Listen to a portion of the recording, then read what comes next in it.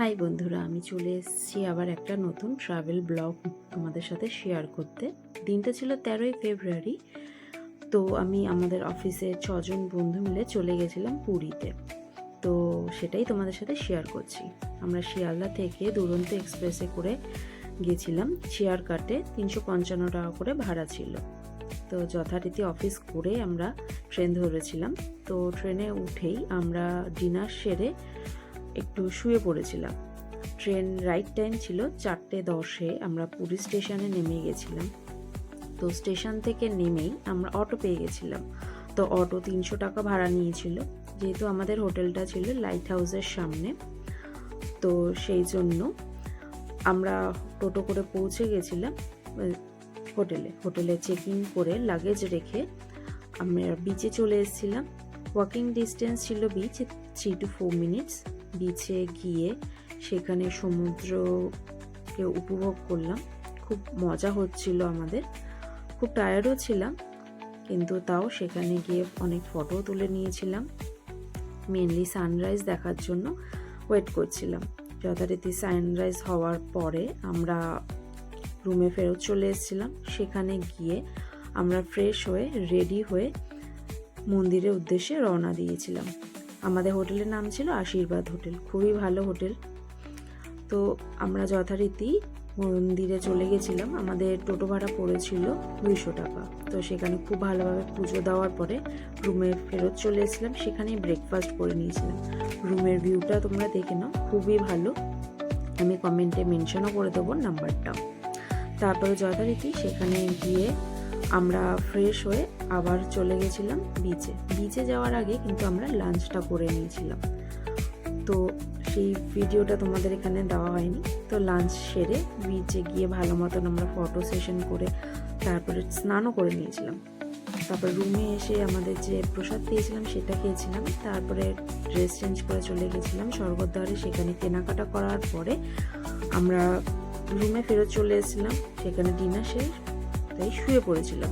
পরের দিন সকালবেলা উঠে আমরা বাইরে ব্রেকফাস্ট করে নিয়েছিলাম, আবার সমুদ্রে চলে গেছিলাম। সেখানে গিয়ে আমরা খুব ভালোভাবে ফটো তুলে নিয়েছিলাম, খুব মজা করেছি। সেখানে গিয়ে ডাবও খেয়েছি। তারপর অনেক ফটো তোলার পরে আমরা রুমে চলে এসেছিলাম। রুমে এসে আবার সেই চেঞ্জ করে লাঞ্চ করতে চলে গেছিলাম। যেহেতু সেদিনকার শিবরাত্রি ছিল, তো আমরা ভেজই প্রেফার করেছিলাম। হোটেলের রেস্টুরেন্টেই আমরা খেয়ে নিয়েছিলাম। খাবার খুবই ভালো ছিল। তো খাবার পরে আবার আমরা রুমে গিয়ে ড্রেস চেঞ্জ করে আবার চলে গেছিলাম মন্দিরের উদ্দেশ্যে। মন্দিরে যাতায়াতে 150 টাকা 200 টাকা করেই আমাদের টোটো ভাড়া পড়ছিল। সেখানে গিয়ে আমরা ধ্বজা ওড়ানো দেখে আবার স্বর্গদ্বারে চলে এসেছিলাম। সেখানে গিয়ে আমরা সমুদ্র আরতিটা দেখে নিয়েছিলাম। সেখান থেকে দেখে তাড়াতাড়ি করে আবার টোটো ধরে রুমে ফেরত চলে এসেছিলাম। সেখানে গিয়ে ব্যাগ প্যাক করে আবার আমরা ট্রেন ধরার জন্য স্টেশন উদ্দেশ্যে রওনা দিয়েছিলাম। আমার আরেকটা নতুন ব্লগ, ঠিক আছে। আমি খুব কম পয়সা, মানে মাত্র 1,999-এ আমরা প্ল্যান করেছিলাম। হ্যাঁ, দিনটা খুবই শর্ট ছিল, 2 দিনের। তো আমরা 6জন মেয়েরা মিলে এসেছিলাম, খুব মজা করেছি। প্লাস আমাদের আরও টাকা বেঁচে গেছে। তো আমি রিভিউ সবার কাছে শুনে নিচ্ছি কার কেমন লাগে। হ্যালো গাইস, আমরা অফিস কালিগ। আমরা আজকে পুরী ট্রিপে এসেছিলাম সবাই মিলে। আমরা ফিরছি কলকাতায়, পুরী টু কলকাতা। তো আমরা জানাতে চাই দেবশ্রী ঘোষের সাথে আমাদের একজন কালিগ, খুবই ফেভারিট আর খুবই ভালো মানুষ তিনি। তিনি আমাদের সবার সামনে চ্যালেঞ্জ করে বলেছিলেন 1,999-এ আমাদের 2 দিনের জন্য পুরী ঘোরাবে, তার মধ্যে সমস্ত কিছু কাভার আপ থাকবে। তাই আমি যদি আপনাদের বলতে চাই, আমাদের যাওয়া আসা, হোটেল খরচা, খাওয়া দাওয়া, মন্দিরে পুজো দেওয়া, সমস্ত কিছু আমরা সুষ্ঠুভাবে করেছি। আমরা মন্দিরের ধ্বজা উত্তোলন দেখেছি, প্রথম দিন পুজো দিয়েছি, আর তার সাথে সাথে সমুদ্র আরতিটাও সুন্দর করে। তুমি কি স্যাটিসফাই এই ঘোরাটাতে? প্রচন্ড স্যাটিসফাইড। আমি very much thankful to Debashree যে এত সুন্দরভাবে সমস্ত কিছু অর্গানাইজ করার জন্য। আমরা খুব খুশি, খুব ভালো লেগেছে। Thank you so much, love you.